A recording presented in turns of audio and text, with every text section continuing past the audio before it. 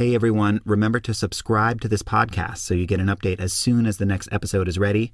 And if you love what you hear, consider joining Stitcher Premium today. Stitcher Premium subscribers can hear the entire series. That's all 7 episodes of Dear Franklin Jones right now. Yep, they're all up there. To sign up, go to dearfranklinjones.com and use the promo code JONES for 1 month free.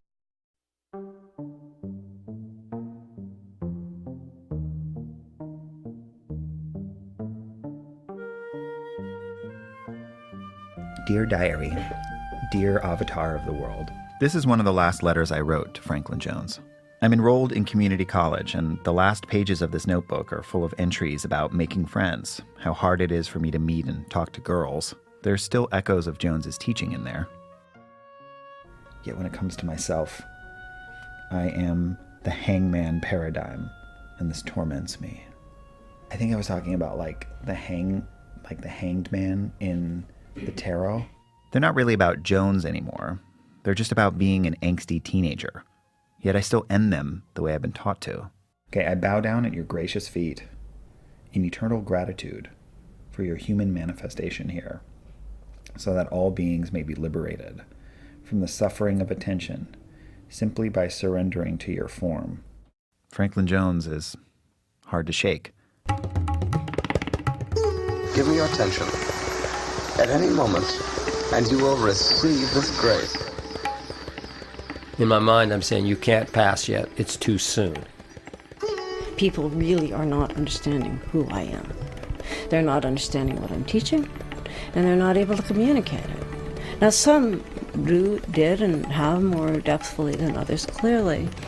But as a totality, I think we have failed.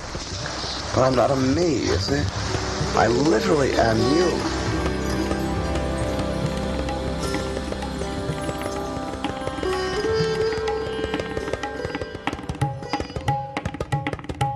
I'm Jonathan Hirsch. This is Dear Franklin Jones. I don't know much about what went on in the group after we left. My parents lost most of their acupuncture clients. So many were followers of Jones. I was in my first semester of college, trying to focus on this new life without Jones or his group. Only recently did I piece together what happened after we left. While working on the story, I get a cryptic email from the guy who created a message board called the Daism Files, after Adi Da, one of the names Franklin Jones gave himself. He sends me a zip file with an archive of all the old posts and an email. The name of sender was listed as I Anonymous. A friend told me you were writing an article on Jones. This material will be very helpful to you. Please copy all of the posts and save them for historical purposes, as the Dropbox will need to be shut down. I'm getting older and haven't been inclined to stay involved with this controversy after all these years. Good luck. This is my last login to this address. I don't know who this I Anonymous is, but I'm pretty sure this dude found out about my reporting from one of the defectors from the 1980s. In some ways, Jones's group was like a small town. Everyone knows everyone, or at least knows of them, and gossips. I start reading. One thread, called the Daist Cover-Up Project, claims that a coordinated cover-up had been planned to protect Jones against scrutiny during those wild party years. It names names of all the people I knew growing up. The thread outlines how Jones hired members of the group to help erase evidence of damaging stories, like the stories of naked parties and drug use. Allegedly, according to Speaker 2, who wrote the thread, there were all these secret rooms in the sanctuary, where this team of followers transcribed Jones's talks and meetings with defectors, and then redacted them with black markers. Everyone involved, the posting says, was sworn to secrecy, and any material that could compromise Jones was destroyed. Maybe. I didn't find any proof of that. But there are a lot of people I didn't talk to. But whether or not any of this, or other allegations against Jones, are true, Franklin Jones was complicated. And he had a lot of sway over people. Over us. On the message board, Jones's followers are called slaves. I hope he knows that there is always a chance that one of his slaves will wake up, like the dissidents did, and hold him accountable for his manipulation and abuse of others. As I pointed out before, Jones was largely removed from everyone but his closest inner circle of followers. So people's imaginations about Jones's private life ran wild. And the Daism Files was this place online where people speculated about who he really was. Some told stories of a guy named Franklin who became completely incomprehensible and self-obsessed. And some professed to have witnessed in Jones a spiritual teacher of the highest order, who revealed himself as a unique symbol of divinity. There's no end to the wonder and magnificence of the divine. I bow down to Da as I bow down to the birds circling out the window above the trees. Sometimes they make him sound like Jesus.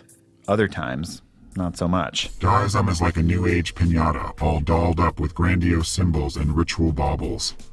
And you break it open, and a half-eaten jelly donut and 3 mouse turds fall out. I've read these exchanges for so long that all the points of view start to cancel one another out. I had hoped reading these accounts and arguments for and against Jones would help me understand what happened to Jones's group after we left. But they really didn't. They only confused me more. But there's one part of the site that stuck with me, a series of so-called reports. They sound a bit more like a gossip column than a report. They call Jones Frank and refer to him mockingly as cranky and ranting. One documented the months around the time my parents were pushed out of the group. According to the report, in April of 2000, Jones had left Northern California with his inner circle of followers. The group had arranged a sort of vacation home for him on Lopez Island in Puget Sound. While there, Jones experienced what the author described as a paralyzing panic attack. Jones later referred to the event as a divine translation, a process whereby Jones had become even more godlike. The report also says that doctors diagnosed Jones with arterial sclerosis, a hardening of the arteries that can lead to more heart problems. At the same time, Jones is becoming more and more frustrated with what he saw as the failures of his group. Book sales are low, his followers aren't getting closer to enlightenment, something, of course, that only Jones would be able to determine. The document cites comments Jones allegedly delivered to his followers. I feel isolated. I have nothing of a life that has profundity. My devotees are supposed to be cultivating the relationship and conveying gifts to me. As the year progressed, according to this document, Jones continued to excoriate his followers for failing him and accused them of making him into a cult leader. Another year has passed, and still we have not accomplished anything. I am almost 61 years of age, and I have seen that my life work has failed. I have been rejected. You have wasted my life, my actual human life. You have made me into a cult figure. I've seen pictures of Jones from this time. He looks fragile and weak, mostly bald, with a little gray hair long in the back, deep wrinkles underneath his eyes, face speckled with liver spots. Members of the group describe this as Jones being in a rarefied state. The report describes various instances where Jones had meltdowns, mostly directed at his followers. In one, he's sitting in his car, refusing to come out.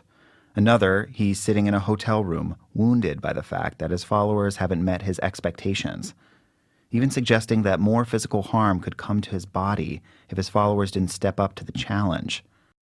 What that would mean was unclear. Seems to me that, despite how devastated my parents and I were when we left, we didn't miss a particularly happy time.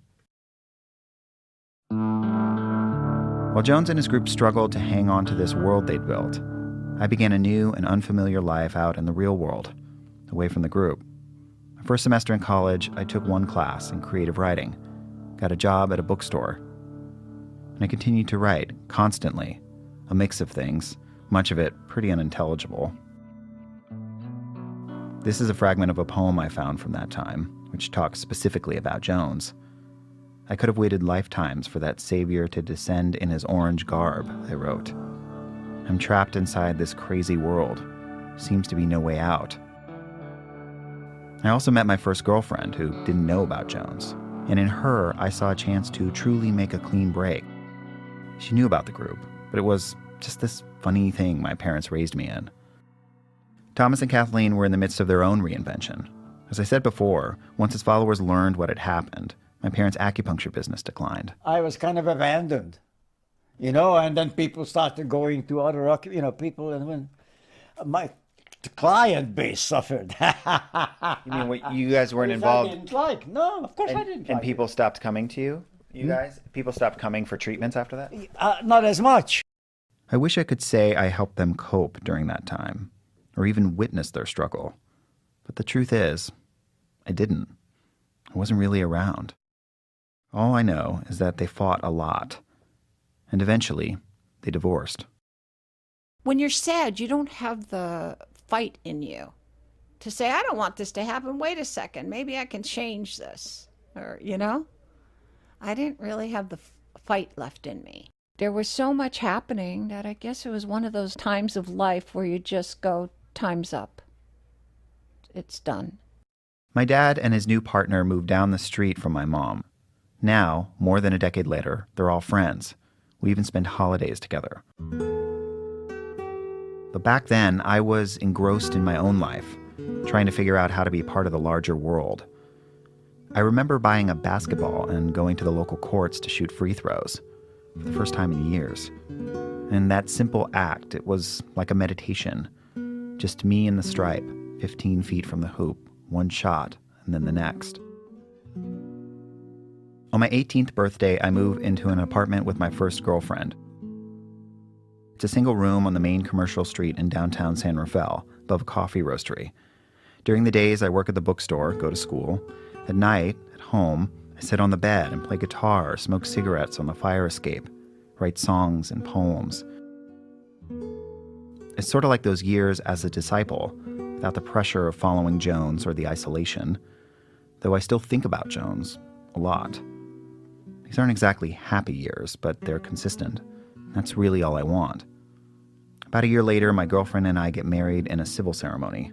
We have a picnic with a few family and friends. Getting married, I had hoped, would make me see things more clearly.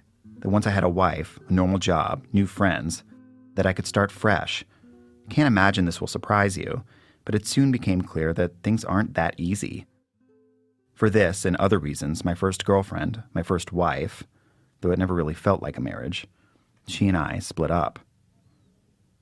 At this point, I'm 22. I moved back to San Francisco, to the place where I had felt happiest as a kid, before my parents became so close to Franklin Jones. I ran a studio near downtown, work days, go out at night to clubs, slowly make my way through college.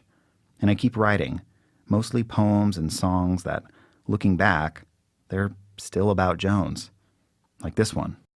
I have heard of a master on whose words 100 hung, like fleas cleaving to the skin of his wisdom.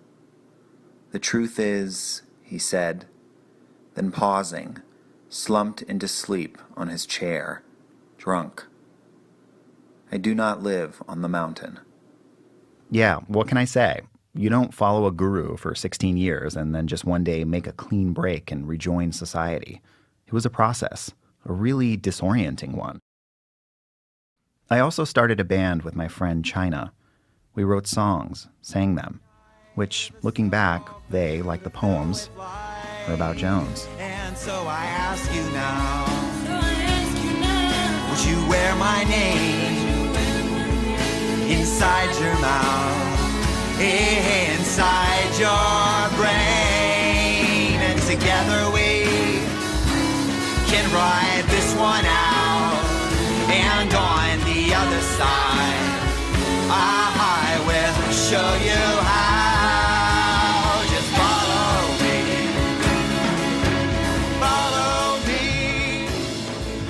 Anyway, the point is, this new life was filled with creative pursuits, new friends, making art with other people, soaking up the energy and activity of city life.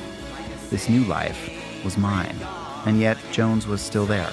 It was like if I really wanted to be normal, I was going to have to train for it, kind of like how I trained to follow Jones. And then, Thanksgiving Day, 2008, Franklin Jones dies.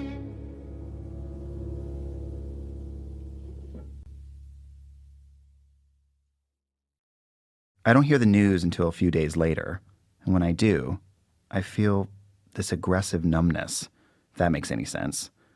like there were so many feelings swirling around that it was impossible to know which one to latch onto.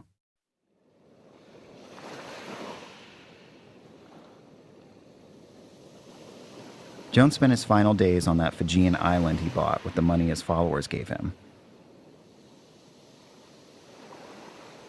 I spoke to Jones's wife, Nadi Kanta, about the last days of his life. She says that he had become something of an artist in the years since my family left.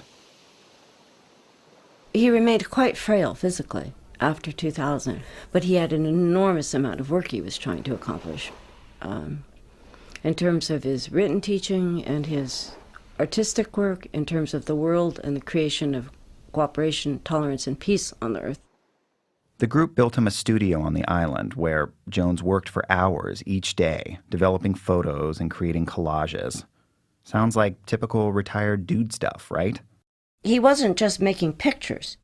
So Jones and his followers believed his art was literally changing the course of events in the world. He was doing the world, Pooja, from there. She has been with Jones since the 1970s, spent almost her entire adult life in the group, and she really, truly believes in Jones's supernatural powers. During those final days, she says she had the impression that he was getting weak. After one day of working on photos, she had helped him walk back from the darkroom to his private residence. It's like I could almost look through him. He looked so translucent. He ate lunch quickly and returned to the darkroom, asked her to put on Michael Jackson's album Dangerous.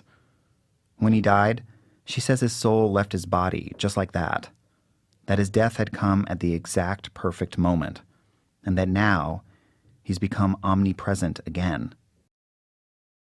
Gone back to being God. The official cause of Jones's death was a massive heart attack.